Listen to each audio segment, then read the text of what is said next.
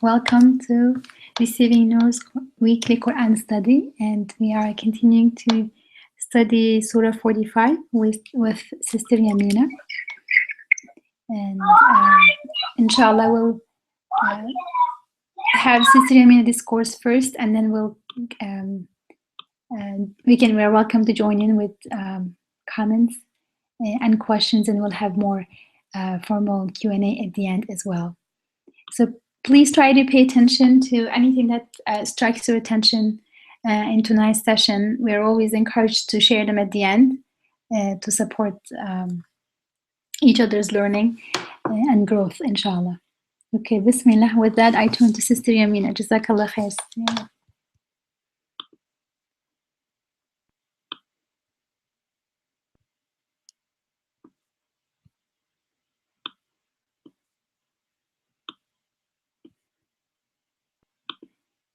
Sister Yamina? Sorry, I was unmuted. Actually, by the way, Isra, when you started talking, there were still some people talking in the background. Everyone was not muted. So, أعوذ بالله السميع العليم من الشيطان الرجيم. بسم الله الرحمن الرحيم والصلاة والسلام على سيد المرسلين وعلى آله وصحبه أجمعين. السلام عليكم ورحمة الله تعالى وبركاته. So we stopped at ayah 26 of Surah Al-Jathiya, Surah 45 last week. Starting from Surah 24, just to refresh our memories, we were told, and yet they say, there is nothing beyond our life in this world. We die as we come to life, and nothing but time destroys us. But of this they have no knowledge whatever. They do nothing but guess. It's just conjecture.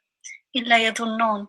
And whenever our ayat are conveyed to them in all their clarity, their only argument is this: bring forth our forefathers if what you claim is true. And we saw in the previous ayat that people take their vain desires. We were told as their objects of worship. It means they pursue, their goal in life is to fulfill their vain desires. And so they are focused on this life and heedless of the transience of life. And as a result, they tend to deny the life to come, or at least forget it totally, the hereafter. And they claim that life is nothing more than this worldly life.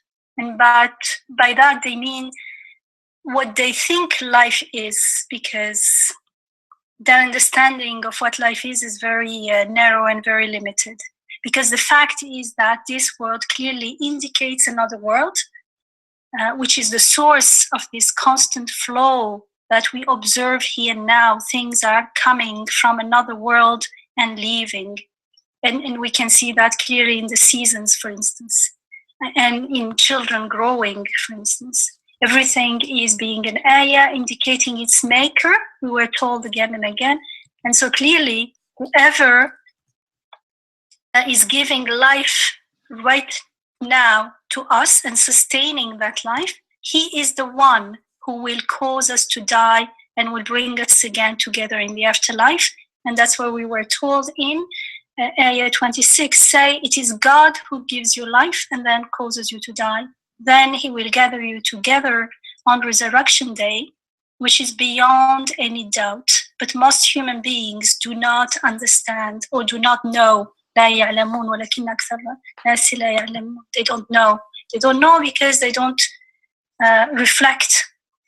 They don't think properly. So why is it only God who can give you life and causes you to die?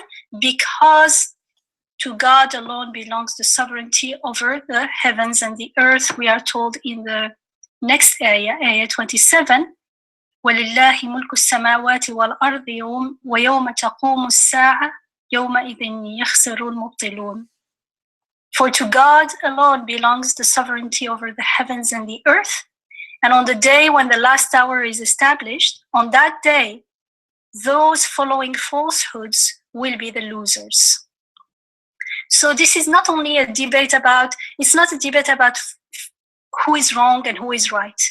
This is a warning, and as such, it is also a merciful reminder that there are serious consequences to how we choose to live our life here and now, and how we may foolishly justify our irresponsible choices. Just because we want to focus on our vain desires, then we focus on this worldly life, then we totally forget the life to come. And the more we focus on this life, the more we tend to actually deny the life to come.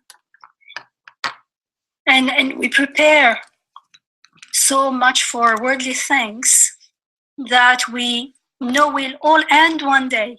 We know that, but still we give them so much, we make so much effort for worldly things. So how come we don't spend as much effort for akhirah?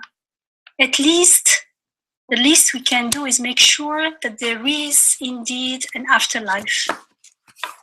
Once we have that certainty, it becomes easier to live accordingly.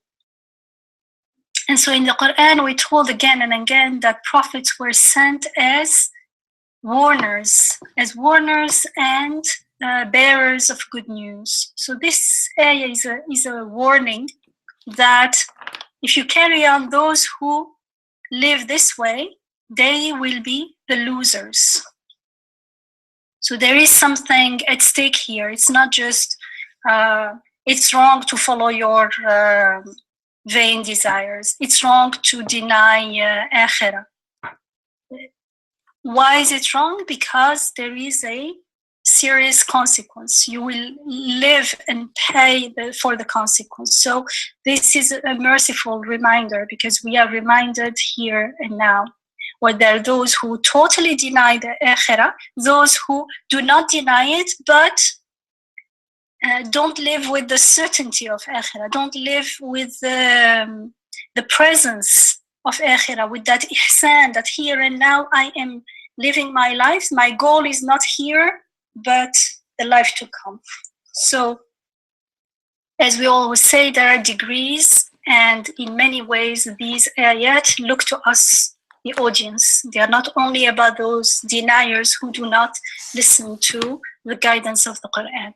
So we're told that the messengers, the prophets, were sent as, we're told in ayah 165 of Surah 4, we sent all these messengers as bearers of good news and as warners, so that people may have no excuse before God after the messengers. And God is indeed almighty, wise.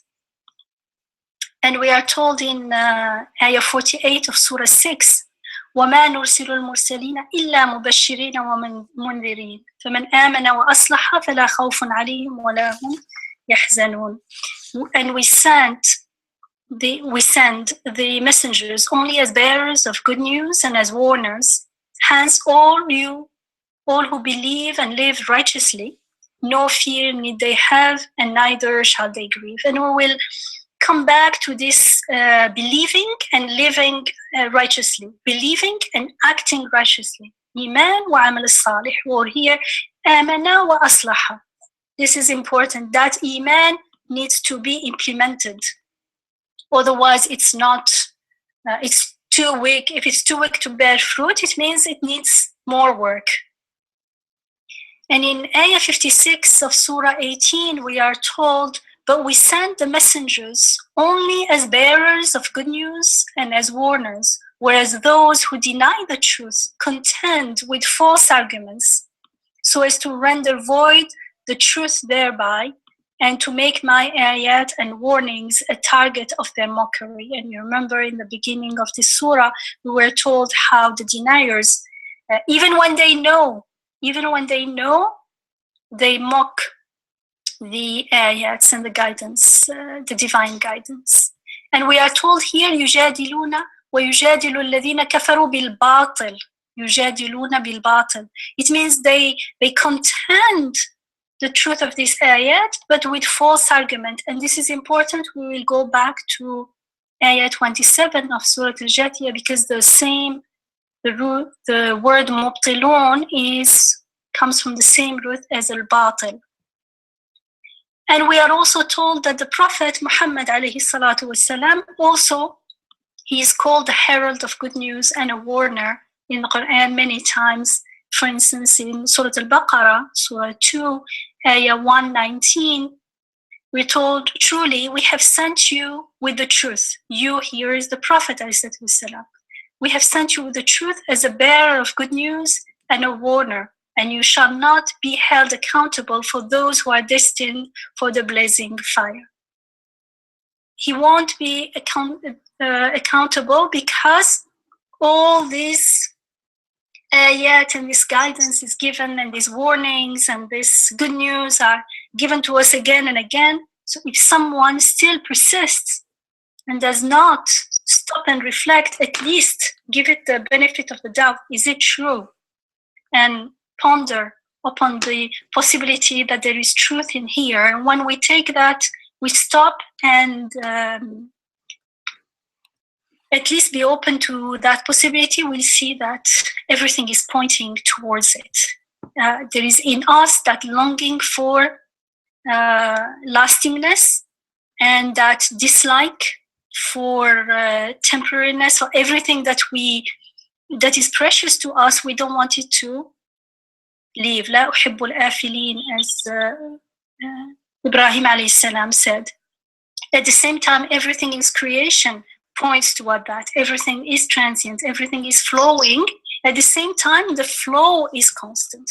The flow itself is coming from somewhere and going to somewhere and indicating a constant source of being, a constant source of creative activity, of rububiyyah.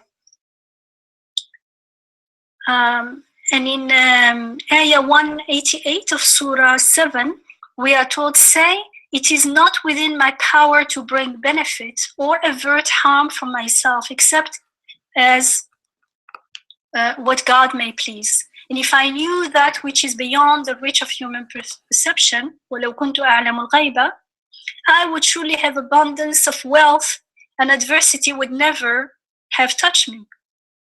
I am but a warner and a bearer of good news unto people who believe. So the warning and the bearing of good news are for people who believe, because for people who don't believe, they just don't listen at all and don't benefit from the guidance. So in Ayah 1856, as we had said before, وَيُجَادِلُ الَّذِينَ كَفَرُوا بِالْبَاطِلِ, and those who deny the truth contend against the ayat, God's ayat and God's guidance, divine guidance, with false argument. And in Ayah 27 of Surah Al-Jathiya, you say, يَوْمَئِذٍ يَخْسَرُ الْمُبْطِلُونَ.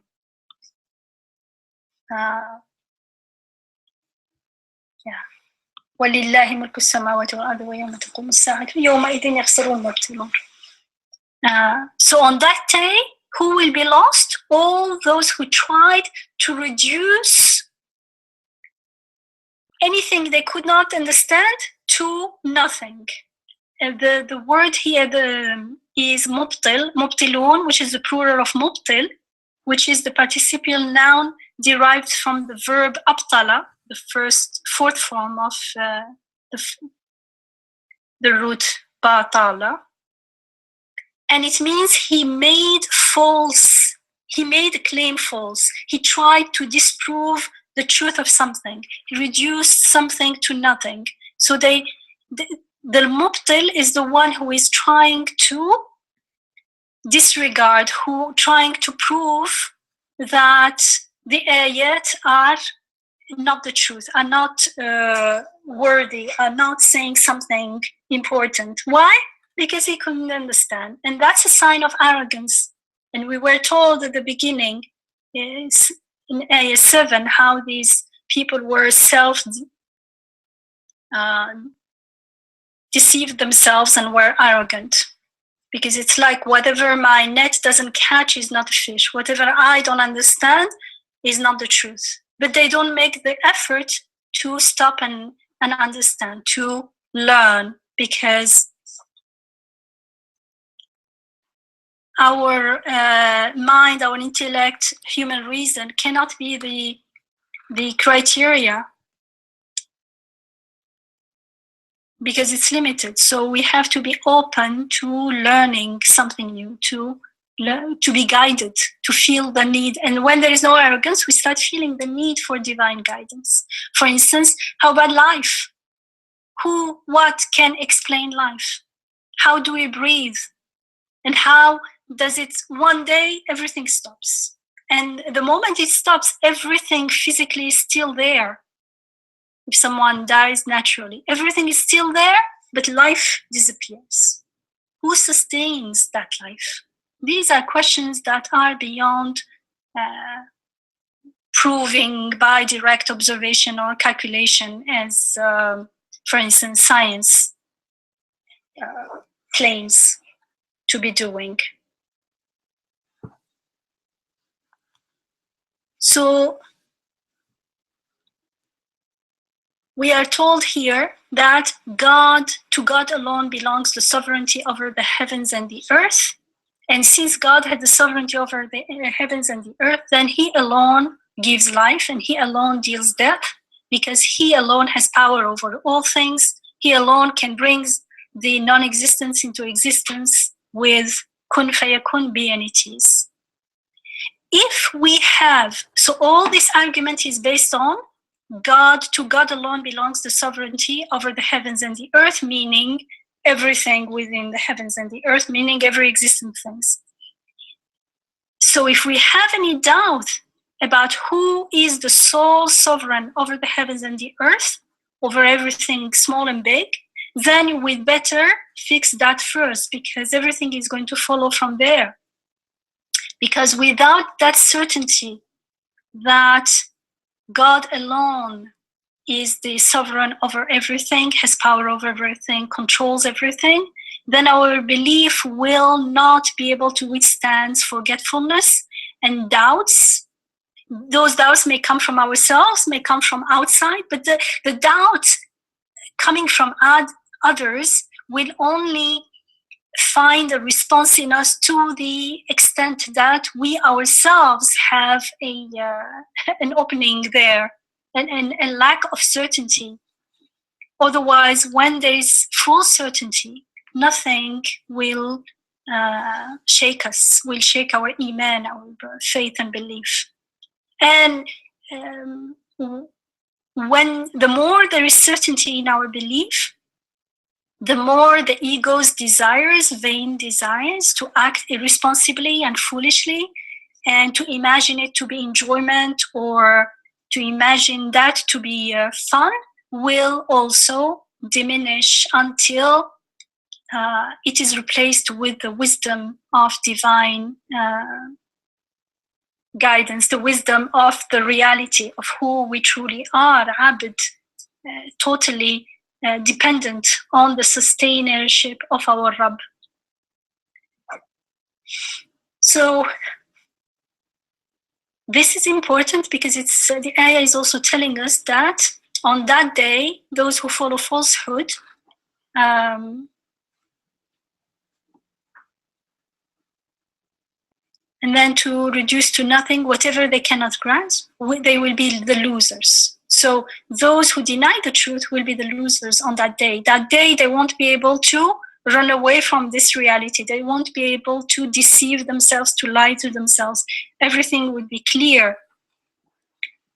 And so it's important to stop here, because imagine if we lose something precious in this life, it is rather painful. The more precious what we lose is, the more painful it is. Although we know that it's temporary, that neither the good or the bad will last forever, still it is painful. So that is a reminder, that is an ayah to tell us to take things seriously. How about losing something in the hereafter, where there is no consolation anymore? There is no, anyways, anything, everything will perish. And if you are a believer, if you lose someone precious to you, for instance, we all meet in the other world. There is no such consolation there. It's for good in the hereafter. How can we delude ourselves then? On the day of gathering, how would everyone feel? Even if we are striving to live with the awareness of the last day, there is still always that khawf wa raja, that fear to fall into falsehood, and that hope that for God's forgiveness and for his guidance and help. So that day it will be too late. And that's why this warning is mercy. We have to again remind ourselves again, here and now, that we shouldn't delude ourselves, or ask ourselves, am I deluding myself? Is this important? How is it related to akhirah, to the hereafter? And even then, we can now imagine on the day of gathering, how would everyone feel? How would we feel? How would, we can weigh this in our heart right now. However much we may prepare for that day, it's not too much. Everyone will know on that day there is only one omnipotent sovereign. So let's work on that remembrance and on that knowing and on living without knowing right now, because on that day, we are told you will see every community kneeling down in humility. Every community will be summoned to its record. Today you shall be requited for all what you did. وَتَرَى كُلَّ أُمَّةٍ جَاثِيَةً. So the word Jathiya, which is the name of the surah, is kneeling down in humility. On that day, you can imagine it in your heart. You can feel that state of being, kneeling down in humility. وترى كل أمة جاثية كل أمة تدعى إلى كتابها اليوم تجزون ما كنتم تعملون. And notice that we will be repaid, requited for all what we did. It's about deeds, amal. And on that day, everyone will kneel in humility and awe, and whatever we do, and we did, and we are doing, and we will do, everything is being recorded, we are told, and we will be accountable for everything. So we better genuinely repent and ask for forgiveness before it's too late, which means right now. We better repent right now, constantly. Why? Because we may leave this world anytime. There is no guarantee that I'll be around until next year. So in this area, each community will be summoned to its record. In other ayats in the Quran, we will also be summoned individually. So when we read here that we will be summoned as a community, whatever that community of belief, most probably, people who believed in a certain way, acted in a certain way, it also reminds us that we will be summoned one by one individually. In Sura 17, Ayah 11 and Ayah 12, we are told, and it is human being, as it is human being, often prays for things that are bad as if he were praying for something that is good. For human being is prone to be hasty in his judgments. وَيَدْعُ الْإِنسَانُ بِالشَّرِّ دُعَاءُ بِالْخَيْرِ وَكَانَ الْإِنسَانُ عَجُولًا. This ties up to following vain desires, because sometimes something, we desire it and it seems like it's something good to us. But do we know for sure that in the long run it is good? We don't, because we don't know what's beyond these walls, and we don't know what will happen tomorrow, what I will need tomorrow. So when we step out of that delusion, of that arrogant delusion that I know what's good for me, then it becomes easier to surrender to divine will and follow the divine guidance in what I need, because my true needs are not only my physical needs, my emotional needs, but also I am spirit in physical existence, not the other way around. The body, the emotions are all here to serve who we truly are, ibad, worshippers. And so the true goal in life is knowing God and worshiping Him. And so often we don't ask the right question. We say, is this good for me? And by good, I mean, does it taste good? Does it feel good?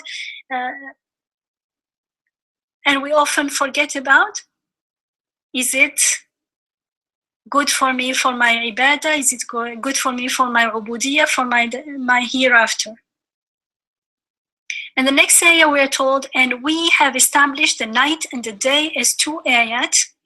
Thereupon we have effaced the ayah of night and set up in its place the light-giving ayah of day, so that you might seek to obtain your sustainers bounty, لِتَبْتَغُوا فَضْلًا مِنْ رَبِّكُمْ.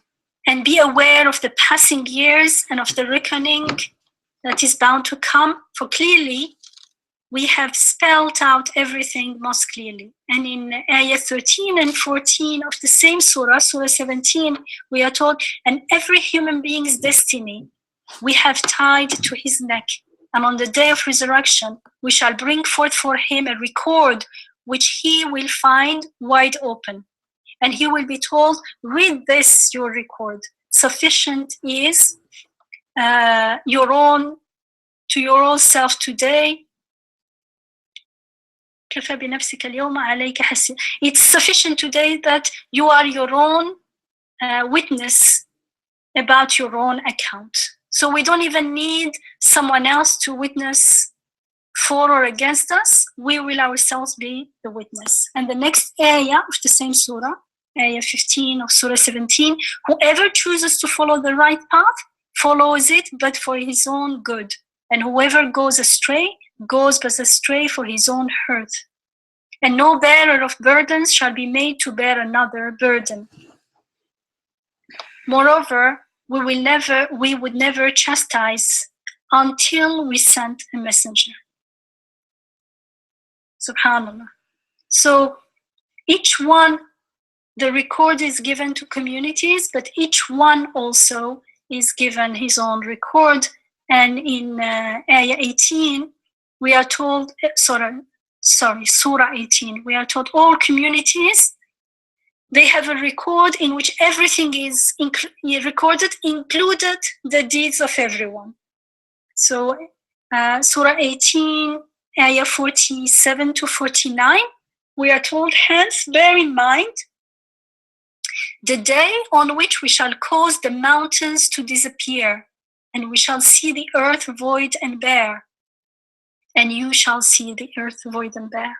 For on that day, we will resurrect the day and gather them together, leaving out none of them. And they will be lined up before your Rabb, before your sustainer. And he will say, meaning our Rabb will say, now indeed you have come unto us alone, meaning alone on your own, even as we created you in the first instance. Although you were wont to assert that we would never appoint for you a meeting. And the record of everyone's deeds will be laid open, and you, singular, thou, anta, will behold the guilty filled with dread at what they see therein, and they will exclaim, oh, woe unto us, what a record is this! It leaves out nothing, be it small or great, but takes everything into account. For they will find all that they ever did now facing them, meaning confronting them.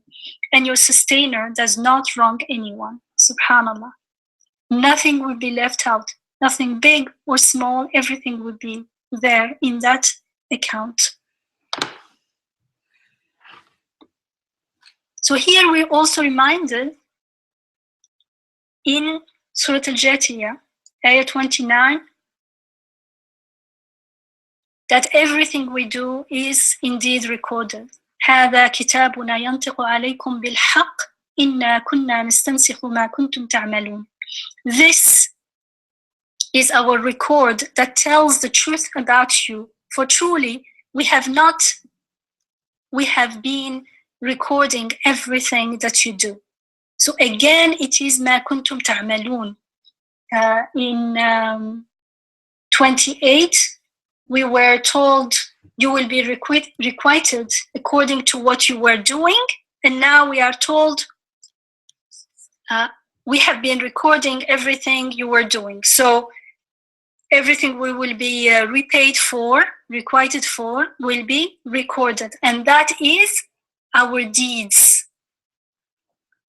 So this is a call to integrity, the true integrity.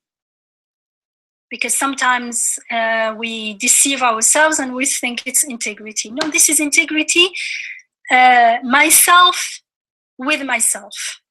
It means stop deceiving yourself. Everything is recorded. I can deceive people, I can even deceive myself, but everything is there. And on that day, I won't be able to deny it. Because deep down, we all know, as we are told in Surah Al-Qiyamah, Surah 75, Ayah 14, but I start from 13. يُنَبَّأُ الْإِنسَانُ يَوْمَئِذٍ بِمَا قَدَّمَ وَأَخَّرَ بَلِ الْإِنسَانُ عَلَى نَفْسِهِ بَصِيرًا وَلَوْ أَلْقَى مَعَاذِيرًا. I love this ayah. Because it says, human being will be apprised on that day of what he has done and what he has left undone. But human being is an eyewitness against himself, even though he may throw out many excuses. We have many excuses, but deep down, بَلِ الْإِنسَانُ عَلَى نَفْسِهِ بَصِيرًا. But basira is translated as an eyewitness, but actually seeing. He sees himself inside. Even when we are making up excuses, if we stop and pause deep down, we know that, it's not really because of that. So we're also warned in Ayah 57 of Surah 30. It says, and so on that day, their excuse will be of no avail to those who were doing wrong, for nor will they be allowed to make any amends. That day will be too late.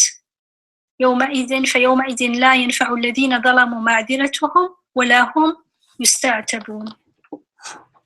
And in Surah Al-Ghafir, Surah 40, from Ayah 48 to 52, we are told, they who had been arrogant will reply, behold, we are all in it. Truly, God has judged between his creatures. And they who are in the fire will say to the keepers of hell, pray unto your sustainers that he lighten for one day this suffering of ours. But the keepers of hell, the angels, will ask, is it not true that your messengers came to you with all evidence of the truth? Those in the fire will reply, yes, indeed. And the keeper of the fire will say, pray then, for the prayer of those who deny the truth cannot lead to aught but delusion. Behold, we shall indeed help our messengers and those who have believed in both in this world's life and on the day when all the witnesses shall stand up. The day when their excuses will be of no avail to the wrongdoers, seeing that their lot will be rejections from all that is good and a woeful hereafter. So there is, on that day, it means deep down everyone knows the truth. That's why they do not deny when they say, didn't any messenger, any message come to you with the truth? They will say, yes, indeed, but they ignored it and followed their vain desires. So deep down, everyone knows, however much we make excuses. And this ayah, therefore, is an invitation. This ayah, meaning ayah 29 of Surah Al-Jathiya, which is, this is our record that speaks of you in all truth. So truly we have caused everything that you did to be recorded, or we've been recording everything that you did, is an invitation to stop making excuses and truly make the intention to be true to ourselves. In Surah 66, ayah 7 and 8, we are told, hence all you who deny the truth, make no empty excuses today. It means in the life to come you shall be but requited for what you were doing in this world. Again, إِنَّمَا تُجْزَوْنَ مَا كُنْتُمْ تَعْمَلُونَ, the same expression as in Surah Al-Jathiya. And then in the next ayah, 66:8, all you who have believed, turn unto God in sincere repentance. Because if we make the intention to believe and surrender, there is no guarantee that we are not making mistakes. That's why that making tawbah and istighfar is very important. It needs to be our constant practice, a daily constant practice of ours. That's why one of the things we were talking about, dhikr, establishing dhikr in our life, remembrance. One of the things we need to remember, for instance, is astaghfirullah, astaghfirullah, astaghfirullah, all the time. So turn unto God in sincere repentance. It may well be that your sustainer will efface from you your bad deeds and will admit you into gardens through which running waters flow, on a day on which God will not shame the prophet and those who believe with him. Their light would spread rapidly before them and on their right, and they will pray, O our sustainer, make our light shine for us forever, and forgive us our sin, for truly you have the power to will anything. And this repent in sincere repentance is tubu ilallahi tawbatan nasuha. So back to 45:29. This is our record that tells the truth about you, for truly we have been recorded everything you do. Here it's God who speaks and say, this is our record that tells the truth about you, reminding you that everything is being recorded now. And our own memory is an indication, it's an ayah that everything is being recorded. If I can remember, if people can remember, it means this memory is given to me to tell me that things are remembered, they are recorded. And so are seeds and eggs. Things are recorded. The same tree gives the same fruit, and the same fruit, the same tree, again and again. It means everything is recorded. And this can be another subject, as it talks in the Quran about lawhun mahfuz, a tablet where everything is preserved.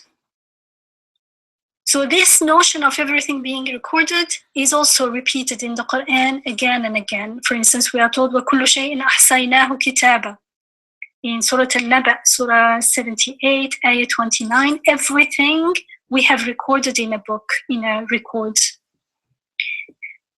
In Surah Yasin, for instance, starting from Ayah 11, we're told, you can truly warn only him who is willing to take to the reminder to heart, and who stands in awe of the most merciful, although he's beyond the reach of human perception. Unto such then give the glad tidings, the good news of God's forgiveness and of a most excellent reward. Truly, we shall indeed bring the dead back to life, and we shall record whatever deeds they have sent ahead, and the traces of good and evil which they have left behind. For all things, we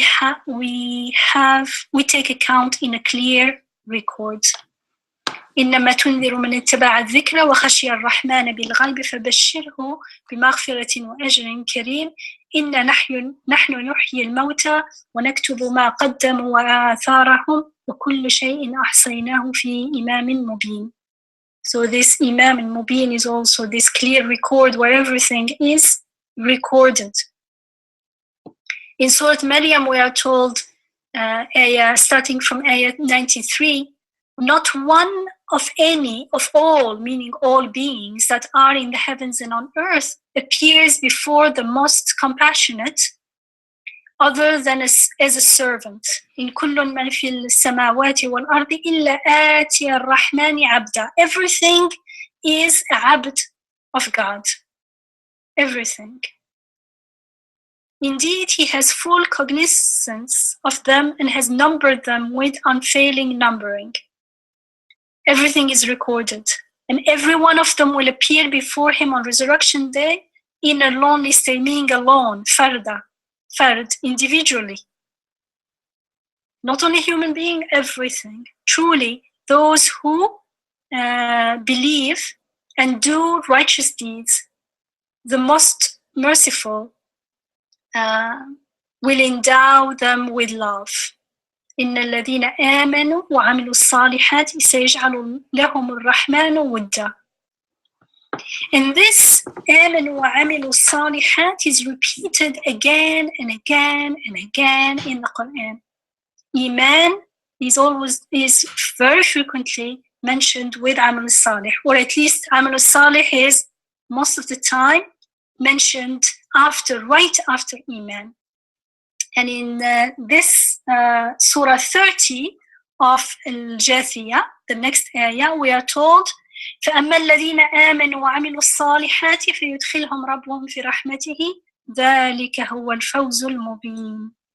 Those who have believed and done righteous deeds, their sustainer, their Rabb, will admit them into his mercy. That is the clearest triumph.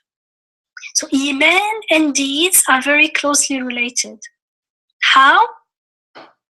Amal Salih, righteous deeds, are the fruits of Iman. Or let's say Iman yields the fruits of righteous deeds. Otherwise, if there are no righteous deeds, then it means that this Iman is still too weak and needs to be nurtured. It's too small. The tree is not bearing fruit yet. It needs to be nurtured, needs to be strengthened with contemplation, Imani contemplation, under the guidance of the Quran, and righteous deeds. So righteous deeds are going to bear more, strengthen Iman. Iman will bear more righteous deeds. We'll start with what we can do, but the intention should be on that. The intention should be to put our attention on Amal Salih, on righteous deeds, and do whatever we can and pray for strength, so that we can do more. And whatever we act on, that belief in those areas will strengthen, and it will help us against doubts, against all kinds of inclinations and things like that, from inside and from outside. So no amal, no righteous deeds is a sign that Iman is weak. However, if there is amal, if we see from outside righteous deeds, it does not necessarily mean that Iman is strong, because it could be that those deeds could be performed, could be done for the wrong reasons as well, with the wrong intention. For instance, if I have money and the means and the wealth and everything, and I find it difficult to help those in needs according to my understanding, it means I am not truly believing that wealth is a gift from God given to me.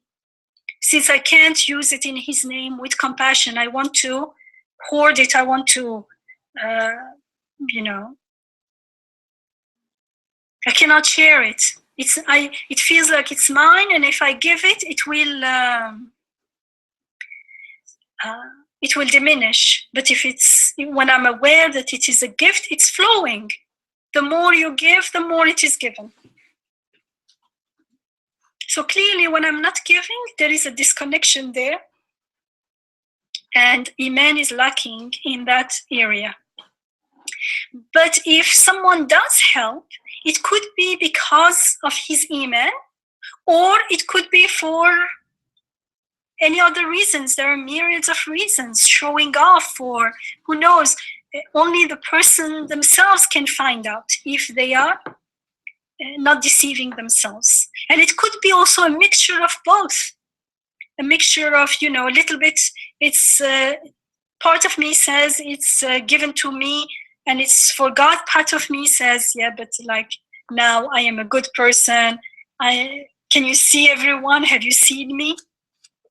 And that needs to be cleaned up and purified, and the intention also needs to be purified with istighfar constantly, so that the giving is done in the name of God only and not for other reasons, because all other reasons are delusions and they are false, and they don't lead to anything good. They are lies. So when righteous deeds are missing, it's a sign that I need to work on my Iman in that area. When I am doing the righteous deeds, let's not be arrogant and say, oh, my Iman is strong in this area. Because it depends on ikhlas, on having the intention 100% for the sake of God. And since we can never be sure, وَالْمُخْلِصُونَ عَلَى خَطَرٍ عَظِيمٍ, as we are told in the hadith, then we need to be in that asking for help and asking to be guided on the right path and to be doing it for the right reason. And because if it is truly in the name of God, then there is nothing for me to show off about. If I'm a abd, I'm abd. Because if I'm doing it in the name of the giver, in the name of the compassionate, how do I claim to be the compassion to be mine, or the help or the giving to be mine? That will contradict the ubudiyya. That will contradict the acting in the name of God. And that wouldn't make that deed truly salih, truly righteous. And so we are always constantly asking for help. And that's why the Sirat al-Mustaqim, the straight path, is so narrow. So deeds are important. And that's why in both Ayah 28 and Ayah 29, they both end with مَا كُنْتُمْ تَعْمَلُونَ. Because of what you were doing. You will be requited according to where you were doing, and we're recording everything that you were doing or are doing. مَا كُنْتُمْ, everything you were doing. Something else in Ayah 30, those who have believed and done righteous deeds, the sustainer will admit them not in paradise, but into his mercy. And that is the clearest triumph. So they are admitted to their Rabb's rahmah, to their sustainer's mercy. And this means not only they will be admitted to paradise in the hereafter, but they are also admitted into divine mercy here and now. Because divine mercy starts here. It's not like paradise is only in the hereafter. So want to experience divine mercy? Believe in God and act on that belief. Live with Iman, which meaning live with Ihsan, inshallah. Then we are told, Ayah 31, but those who denied the truth, they will be asked, were my ayat not conveyed to you, yet you remained arrogant and you were a people of criminals? In the English translation, it's often translated as sinners, but actually here it's not مذنبين and it's not wrongdoers, ظالمين, but it's وَكُنْتُمْ قَوْمًا مُجْرِمِينَ, and al-mujrim is a criminal in Arabic. It means whatever they were doing is a crime, primarily against themselves, but also against the whole of creation and against the people they interact with that arrogance. The next ayah again, 32, is for when it was said, behold, God's promise is true, there is no doubt about the hour, you would answer, we know nothing of the hour. In our opinion, this is only conjecture, and we are by no means convinced. Dr. Yamina? Yes. Assalamu alaikum, this is Asma. Just had a question on the previous verse before you go. Mujrimeen. So, by definition, Muslims can be mujrimeen too, right? I mean, mujrimeen, when the Quran uses the term mujrimeen, does it include a certain category? And it could also be, you can be Muslim and the mujrim at the same time? My question. Here it says, وَأَمَّا الَّذِينَ كَفَرُوا, as to those who denied the truth. أَفَلَمْ تَكُنْ آيَاتِ تُتْلَى عَلَيْكُمْ فَاسْتَكْبَرْتُمْ وَكُنْتُمْ قَوْمًا مُجْرِمِينَ. So literally, it applies to those who denied. Kafara is to deny the truth, to cover it up. So technically, can a Muslim deny the ayat? To that extent, he will be a mujrim as well.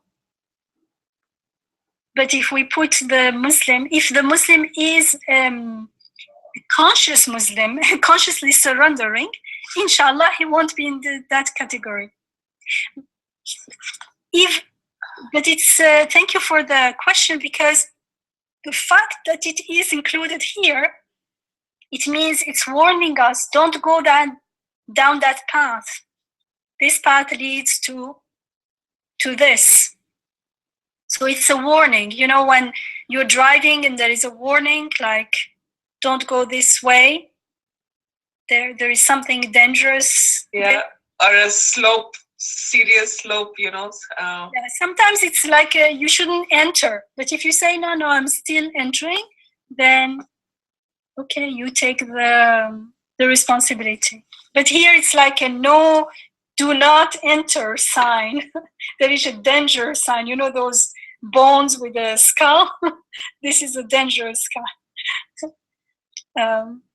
Because I was looking at other verses in 1075, Allah subhanahu wa ta'ala talks about Summa basna min ba'dihim Musa wa Haruna ila Fir'auna wa millati bi ayatina fastakiru wa kanu qawman mujrimin. So, the home of Musa alayhi salam and Harun, they were Muslims. And then here the word kufr doesn't come, so just... Yeah, but here it's clearly... Here it is clear. Yes. Thanks, yeah. But why are we told about that? Because it's part of the warning. We need to know, because it's one thing to know the consequences of Iman, but it's even, you're more motivated when it is contrasted against the consequences of kufr. So when they are put together, it's almost like there is no need to think twice. It's clear what to choose. If we are sane. Yeah, the first takbiru istikbar is also denying the truth. So it's being arrogant. Yeah. Two things. The Prophet ﷺ said, first it is denying the al-haq, and second it's looking down on people. So it has two components, istikbar, according to the hadith of the Prophet ﷺ. So everything has two components. One is one's toward the truth, and then the consequence is how am I going to interact with the creation, including human being, but not only human being, everything else, acting irresponsibly. Because if I have no responsibility towards haqq, then everything becomes permissible in the sight of the foolish, the arrogant, who denies the truth. So we're told those those who denied the truth, they will be asked, were my ayat not conveyed to you? It means they were conveyed to you, but you remained arrogant and you were a people of criminals. For when it was said, behold, God's promise is true, there is no doubt about the hour, what did they answer? You would answer, we know nothing of the hour. In our opinion, this is only conjecture, and we are by no means convinced. And on that day, the evil of their doings will become obvious to them. That's because here it's possible to ignore, to deceive oneself. But on that day, they will see the evil of their doings, and they will be overwhelmed by the very thing which they used to mock. And it will be said, today you shall be oblivious of you as you were oblivious of the meeting of these days of yours. We here is God speaking to them. And your abode is the fire, and you shall have none to help you. وَأَمَّا الَّذِينَ كَفَرُوا أَفَلَمْ تَكُنْ آيَاتِي تُتْلَى عَلَيْكُمْ فَاسْتَكْبَرْتُمْ وَكُنْتُمْ قَوْمًا مُجْرِمِينَ وإذا قيل إن وعد الله حق والساعة لا ريب فيها قلتم ما ندري ما الساعة إن نظن إلا ظنا ونحن بمستيقنين وبدا لهم سيئات ما عملوا وحاق بهم ما كانوا به يستهزئون وقيل اليوم ننساكم كما نسيتم لقاء يومكم هذا ومأواكم النار وما لكم من ناصرين. So when it says in Ayah 45-33, that the evil of their doings will become obvious to them and they will be overwhelmed by the very thing which they used to mock, actually, وَحَاقَ بِهِمْ مَا كَانُوا بِهِ يَسْتَهْزِئُونَ is literally, and that which they were mocking will have enfolded them, will enfold them. They will be totally enfolded, but by the truth of what they were mocking. It means they won't only see how evil, how wrong what they were doing is, but also the consequences, the evil consequences of what they were doing also will be made clear to them. They will be able to see all that.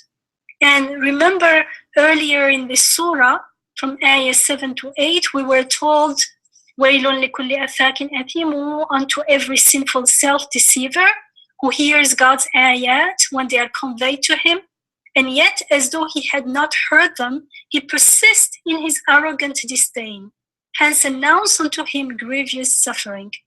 For when he does know, for sometimes, like when he does know something of our ayat, he doesn't do it only when he doesn't know, he makes them a target of his mockery. For all such, there is shameful suffering in store. So all these three ayats were not very clear. Now they became more and more clearer and clearer, because now we saw how these people who persist in denying the ayat without true knowledge, just because they choose to take their vain desires as their object of worship, meaning their goal in life is to satisfy their vain desires. And think about it, like many people believe this is how they can attain fulfillment in life. And when they can't reach or satisfy their desires, they are unhappy, they are ungrateful, they complain, and we do it in different degrees. We do this as well sometimes, like we want something, it didn't happen, we are not grateful. Why? We have that, we think gratitude is only because I have what I want. That's totally false, because then when I don't have what I want, does it mean that I will be ungrateful? We forget that there's so many things that we take for granted. Our very existence, we take it for granted. All those things, that the main things that we should be grateful for, we take them for granted, and then we are grateful for small things that we like and we don't like. And so it becomes, our gratitude becomes conditional on vain desires. Astaghfirullah. So that's arrogance. Why? Because how do they know what's good for them? They assume that something is good for them, and they don't question their assumptions, and instead they make everything else revolve around those assumptions that this is good for me, this is bad for me. And in that path to satisfying their vain desires, they end up disregarding the truth of akhirah, of the hereafter. And they hurt not only themselves, but others often without being aware, because they are self-absorbed. When you're someone who is on the path of satisfying his vain desires, tend to be more self-absorbed, more self-centered.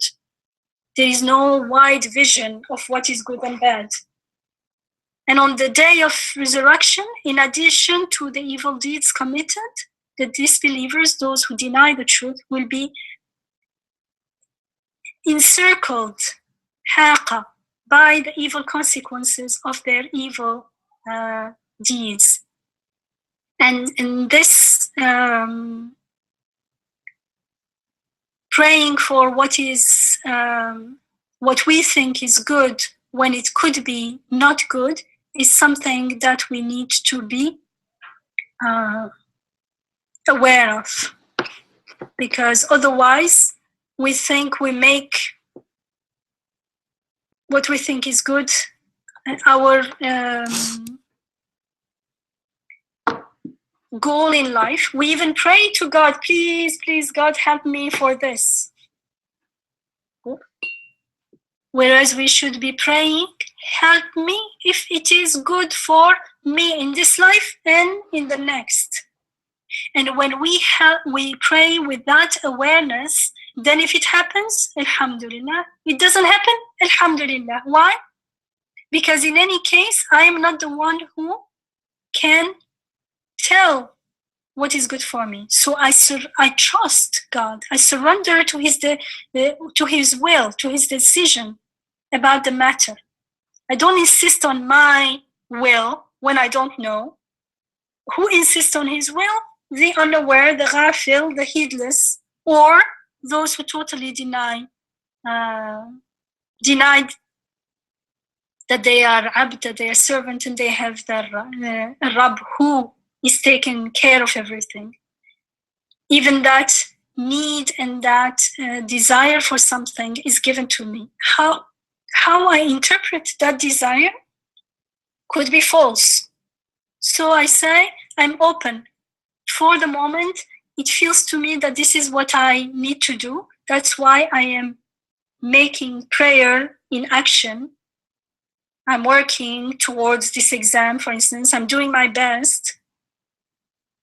For instance, applying for this job, if it is good for me, make it easy unto me. If it is not, then you know better.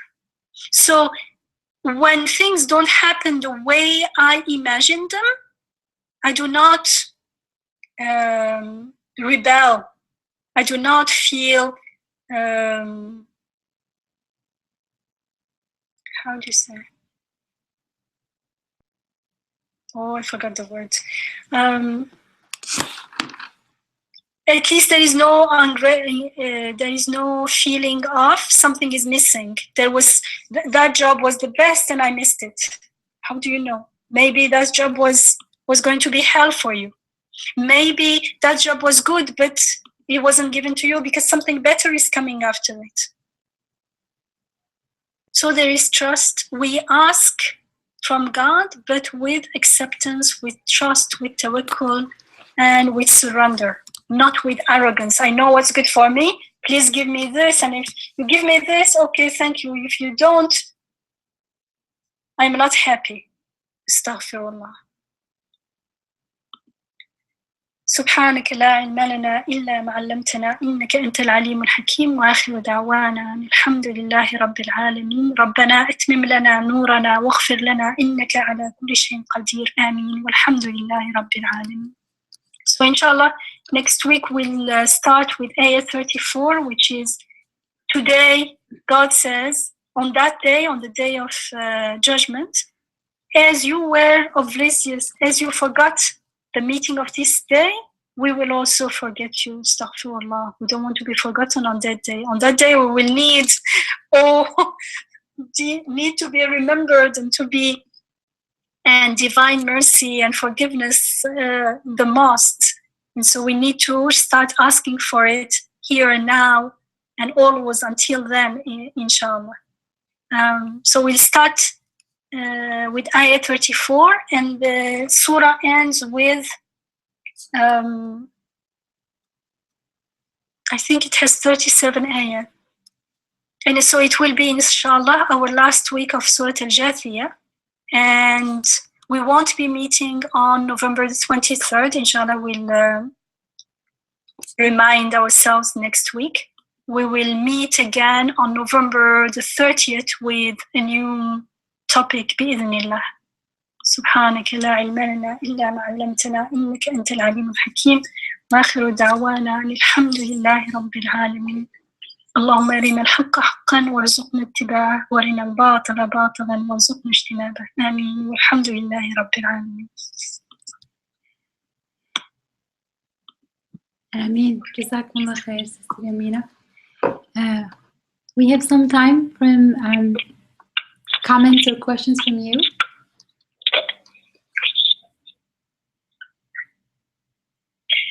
I have a comment. Assalamu alaikum. Alaikum salam.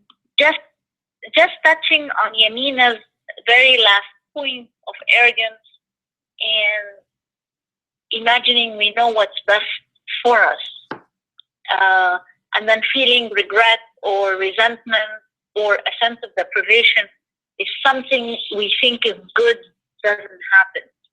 I think it's interesting that Yamina mentions the word arrogance because sometimes arrogance is mistaken, or a lot of the times, at least for me, is mistaken for common sense or what's obvious.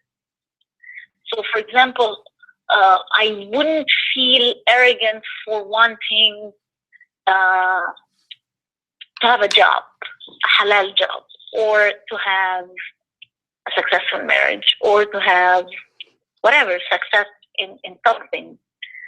It doesn't feel arrogant on the surface. It doesn't feel arrogant to want that and to feel deprived or sad or without when it doesn't happen. But apparently, it's just interesting that what appears to be common sense and obvious might be a camouflage for arrogance indeed. That was my point. As you said, it may be and it may not be. It depends with which attitude, with which state of being I'm asking, because the desire, the need for that, the need for a halal way of making a rizq, halal and easy, so I have time to for something else as well, for the family, is a fitri need. But if I take it as I want this, you give me this, otherwise it's bad, then that's where the arrogance comes from. To recognize the need and interpret it, because the interpretation may be right, may be wrong, that's something else, and ask for instance, a successful marriage. It's nice to ask for a successful marriage, but if I ask for it and it doesn't happen the way I'm expecting, or it doesn't happen at all, and I get upset, then I have to question what's going on. Because whoever gave me that, the desire is not, it seems, this is this topic of dua, because sometimes it seems to us in our state of ghafla that I have the desire and I am asking help from God to help me fulfill the desire. And so I see myself as separate. I know what's good for me. I decided it, and please can you help me fulfill it? But the truth is not like that. The truth is I am totally dependent on my Rabb's sustaining. So I am not, even my needs, my desires, I am created with those. I am given the desire.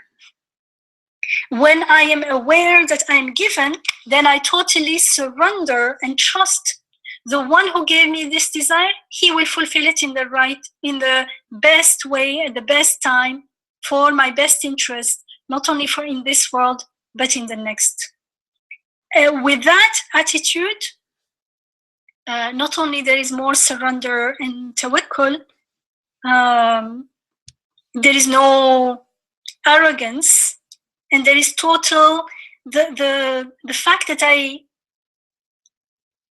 articulate the prayer in my heart, I feel it in my heart, and maybe I articulate it in words as well, is what makes me aware when it is given, when the prayer is answered, makes me certain, gives me that yaqeen that yes, you gave me the desire and you are the only one who fulfills the desires. Because otherwise I may say, oh, it happened. I made it work.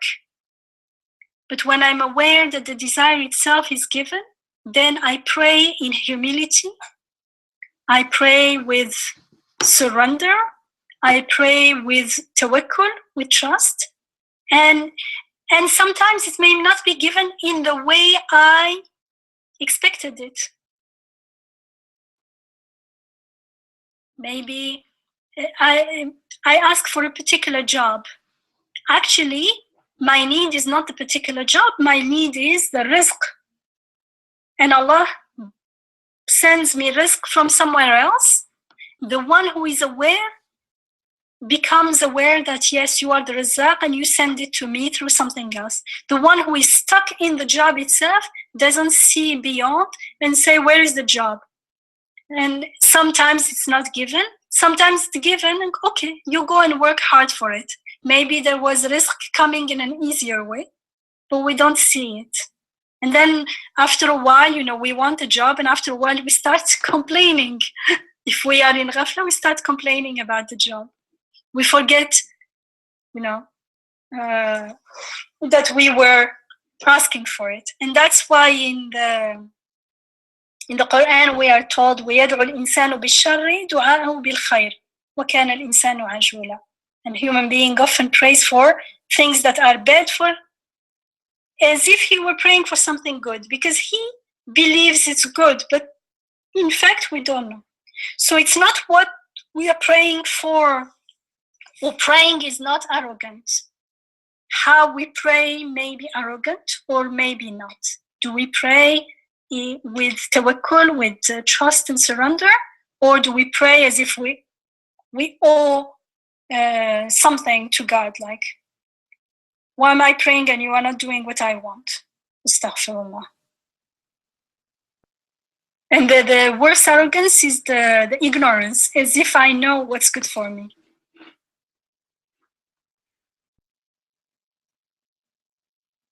Thank you. Thank you, Maha, for the question.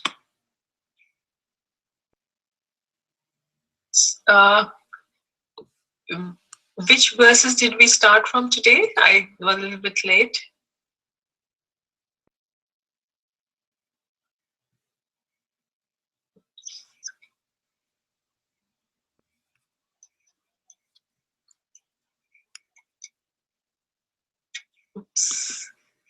Actually 28, but we went back from 24, 25, 26, 27 to remember what we I didn't hear.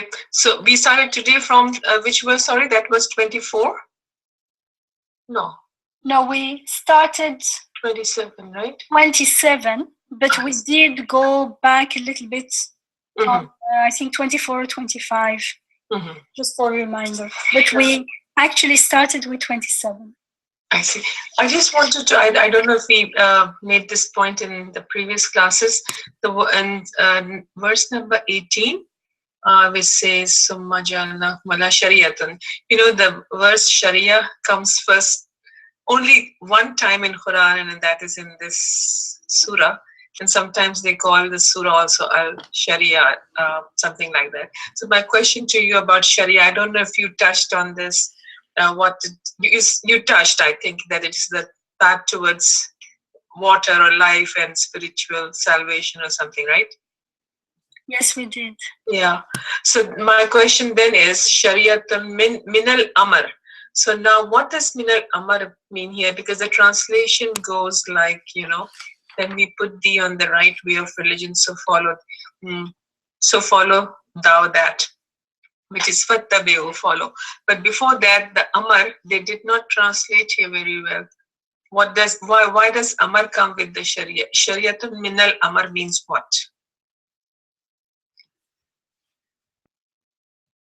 Concerning the Sorry, maybe you can go back because we did discuss all this last time. That time, yeah. Inshallah.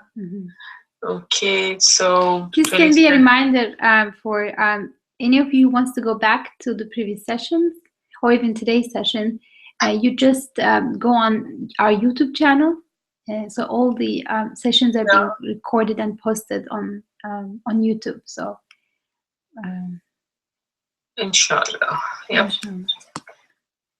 Sister Ubrania, I kind of saw your hand up.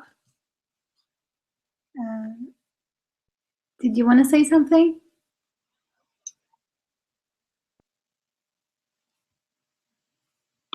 Okay, maybe not anymore. Okay, anybody else wants to share a comment or ask a question?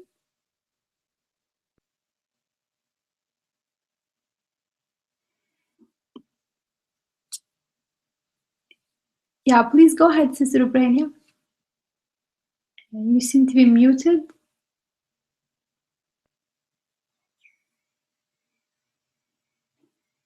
Maybe you can unmute. Shall I unmute you? Okay. Yes, Sister Ubrania? Can you hear me? Yes. Oh, good, because I didn't know how to mute. I didn't know how to speak. It's so bad. I'm so bad on this gadget here. I just wanted to say, this is a little off topic, but I know the retreat is coming up. And I remember you said last week that if you pay, is it by the 11th of this month, you get the discount? Yes, and actually we extended it till the end of the month. We've been having some okay, I don't have to tell you the background story, but we have extended to the end of the month. So you're most welcome to register. Some technical issues, so lots of people could not pay. That's why we had to extend it.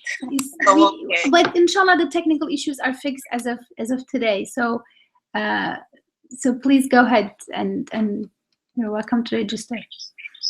Okay, shukran. Shukran.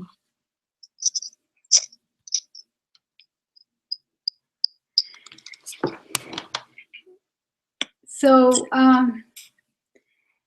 yeah, this has been a good session. Alhamdulillah, it's just so much reminder of.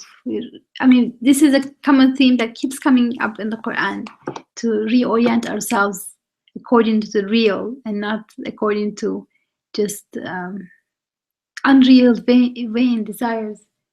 So a lot of contrast in this surah, like comparison between the mu'minun and those who followed the batil, mubtilun, right? What is the word used? Mubtilun, yeah. And in the beginning, all the signs that we read about, and I don't know if I shared this, that the signs, the first signs that Allah subhanahu wa ta'ala uses are the seeing and hearing and all that, which is all the senses that we use, which is a very scientific way of discovering. And then the second level by which we know Allah subhanahu wa ta'ala is through our akhal, and it says about yaqilun, and then then comes yuqinun and mu'minun, which is through heart. So three ways of knowing Allah subhanahu wa ta'ala, which describes here the process, how to the greatest enemy that we have is ignorance about Allah subhanahu wa ta'ala. So this is how we figure out through ayats, So this surah basically, is the best surah about talking about ayahs. There is one more in Surah Al-Imran 190 to 195, which is, I think, the master surah, which says that, those people who do about the ulul albab, who do taskara and who do yatafakkarun. I think that's the number one ayat regarding the tafakkur and the tadabbur. I think there are more number one. No, but why it is important? Because the Prophet ﷺ, when it was revealed to him, he said, woe to the person who does not think on this ayat. So, I mean... Oh, you mean in Surah Al-A'raf? Al-Imran? Yeah. Al-Imran, end of Al-Imran. Oh, Al-Imran, and okay. But not only that, but if you look at for instance, Surah Al-Rum, Surah 30, Surah Al-Nahl, Surah 16. Yeah. So much details about the ayat and how to use them. It's just amazing, yeah. The more you study the Quran, the more you cannot not fall in love with it. And the guidance is, it's very, very humbling. Yeah. How much guidance there is. Yeah. There is no excuse, as we were told in some of the ayats that I mentioned today. There will be no excuse because that's scary. We are given all the details, reminded again and again. If we don't go and study and contemplate and reflect and apply, what else? Like all the food is given to someone. Someone says, I'm hungry. You give them the food. You do just shopping for them. They say, we don't want to cook. You show them how to cook. They don't cook. What else can you do? Like, I mean, it may be not a good comparison, but like that's how it feels we are. Another example is the example of a student who is in an exam and not writing anything because he doesn't know he doesn't even pick up the pen. He doesn't try to do the exam. And then when the exam time is up, he's like, oh, give me more time. And you're like, you've been sitting there for 60 minutes. No, not only that, but during the exam, you give them the clues as well. You show them.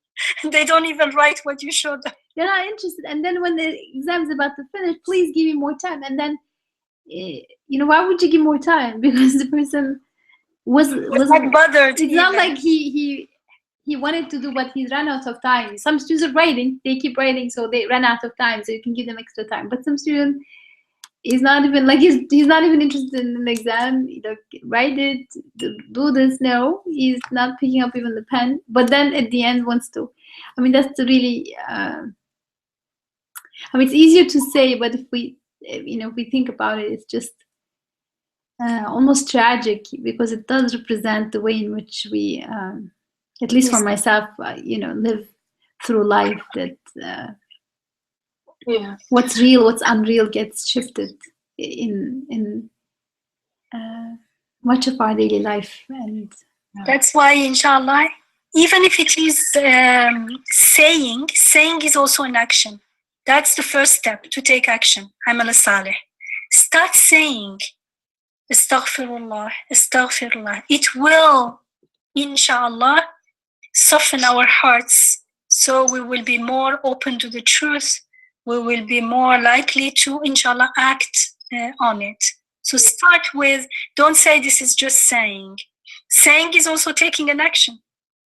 It's a small action, but the more we say astaghfirullah, we say I'm saying astaghfirullah for what? We will be led to fill in the voids. So we will feel the need to know what we are making istighfar for. The more we know what we are making istighfar for, the more we are likely to be moved and actually act and act on with ihsan, inshallah. So one thing, our dhikr, include the istighfar in our dhikr. Astaghfirullah as many times as you can remember. We can say also like the Prophet ﷺ, bi'adadi ma khalaqt. Astaghfirullah bi'adadi ma khalaqt. Astaghfirullah to the number of Color. what you have created. Or we can say like Imam Ali, to the number of بعدد أمواج البحار وقطرات الأمطار, to the number of the drops of rain. Adadi khalqi ridai nafsish also, right? Midadi kalamatihi also, right? Yes, We yes. can say Inshallah. that. Inshallah. The one thing, Dr. Yamina, about dahar, so that's the translation is time, right? Dahar was Yes. yeah, but well, asar they also do it by the time. So dahar and asar is two things used in Quran for time, or asar is the specific time. You know, wal asri innal insan. Yeah, I mean, asr is a certain period of time, but still it is referring to time. Time, yeah, inshallah. Fair.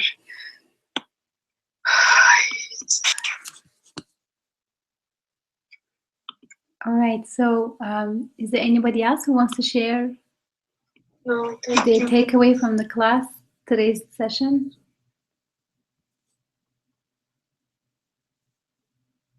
Okay, so then. Assalamu alaikum. Jazakallah khair. Okay, so then inshallah we stop here for tonight, and inshallah we'll meet next week for the last session on Surah 45, and then we'll have a Thanksgiving break to focus on Thanksgiving, inshallah, and then we'll continue with another surah.